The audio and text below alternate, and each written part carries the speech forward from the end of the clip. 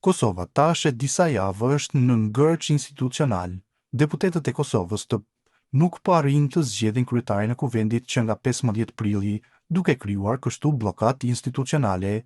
Lëvizjave të vendosje si parti fituese nuk po heq dorë nga emri Albulena Haxhiut për kryetarin e kuvendit, ndërsa partitë e tjera opozitare nuk pranojnë të votojnë, duke e cilësuar si figurë përçarëse.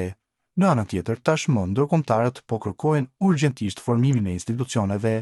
Ambasadori gjermanisë në Kosovë, Joran Rode, ka thënë se Kosova urgjentisht duhet të formojë institucione dhe se politikanët duhet të vendosin shtetin të parin. Pas dështimit për herë të 22 të konstituimit të kuvendit, Rode në një deklaratë për Kosova Press theksoi se kjo situatë është kthyer në një blokadë që po ndikon negativisht në perceptimin e Kosovës nga jashtë.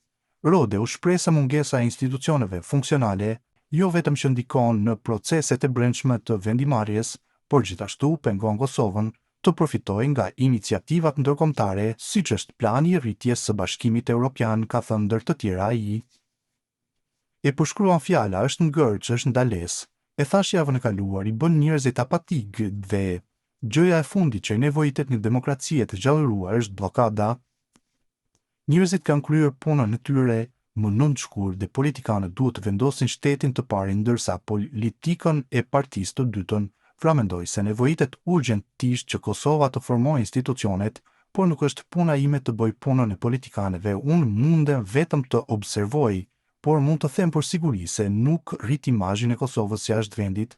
Nëse nuk ke një institucion funksional, është e vështirë të bësh detyrat e shtëpisë, sepse nuk ke fuqinë e prokurës të bësh vendime të vështira, të cilat nevojiten tani, pavarësisht se a janë paratë e planit të rritjes së BE-s, të cilat janë në pritje për shkak se kuvendi i Kosovës nuk është funksional, pra nuk mund të ratifikosh marrëveshjen, ka thënë Rode. Publicisti serb Zlatoje Martinović thotë se qeveria e tanishme e Kurtit dhe opozita duhet të jenë të vetëdijshme për ndryshimin e situatës gjeopolitike në botë. Sipas tij, nuk duhet të jetë Kosova e ndarë pozit dhe opozit. Pamundësia për të formuar një institucion pas përgjegjësive parlamentare që po e çon Kosovën në një krizë kushtetuese dhe parlamentare në rritje, është e dukshme se sa e pajtueshme është e ndarë skena politike.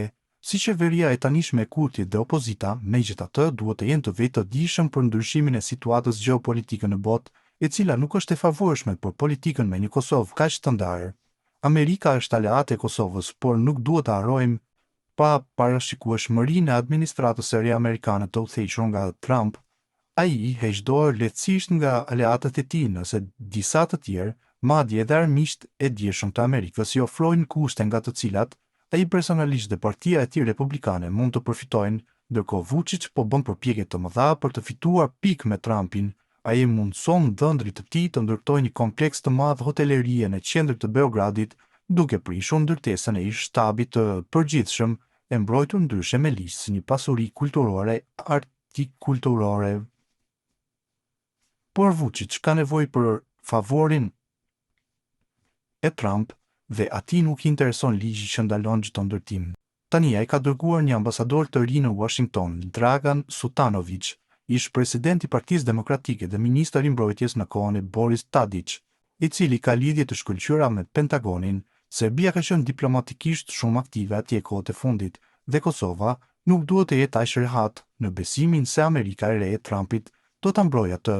Kriza kushtetuese dhe parlamentare në Kosovë është në favor të Serbisë, dhe për këtë duhet të jenë të vetëdijshëm të gjithë aktorët politik në Prishtinë, deklaron Martinov. Sipas tij, nevojitet formimi urgjent i qeverisë së re, kjo edhe për shkak se Serbia dhe Vučić po presin me durim shansin e tyre. Prandaj formimi apo konstituimi ligjor i parlamentit të ri me zgjedhjet e të gjitha organeve të tij, si dhe formimi më urgjent i qeverisë së re është një çështje me rëndësi të madhe jo vetëm politike, por edhe të sigurisë për shtetin e Kosovës. Këmbgulja e Kurtit për zgjedhjen e kandidatit të ri për kryetar të kuvendit, si dhe refuzimi i rreptë i opozitës për ta pranuar atë kandidat, për Kurtin nuk kupton edhe një muaj qeverisjeje, ndërsa për opozitën, mundësinë e zvarritjes së vazhdueshme të formimit të institucioneve të reja për të krijuar kushte për zgjedhje të reja dhe një rezultat më të mirë zgjedhor. Qëndrimet e tilla të banorëve si në pushtet ashtu edhe në opozit kanë përfitime afatshkurtra për ta, por në afatgjat janë shumë të dëmshme për shtetin e Kosovës. subjektet politike duket se nuk janë në dieni se sa e cënueshme është Kosova. Serbia dhe Vučići po presin me durim shansin e tyre, pohon publicisti. I pyetur rreth dialogut Kosovë-Serbi dhe Asociacionit të Komunave me Shumicë Serbe, Martinov thotë se Kosova duhet të dalë sa më shpejt nga circulus vitiusus. Dialogu me Serbin nuk ekziston për një kohë të gjatë, Kaja Kallas e shpall dhe Serbia i përgjigjet me përbuzje se nuk e di me kë mund të dialogoj kur Kosova, duhet të thonë, shteti i rrem i Kosovës nuk ka institucionet e veta. Kurti mund të jetë i kënaqur me vonesën e vazhdimit të dialogut sepse vonon edhe formimin e bashkësisë së komunave me shumicë serbe, pra është e gjitha një circulus viciosus nga i cili duhet të dilni sa më shpejt për arsye që përmenda më lart, përfundon Martinov.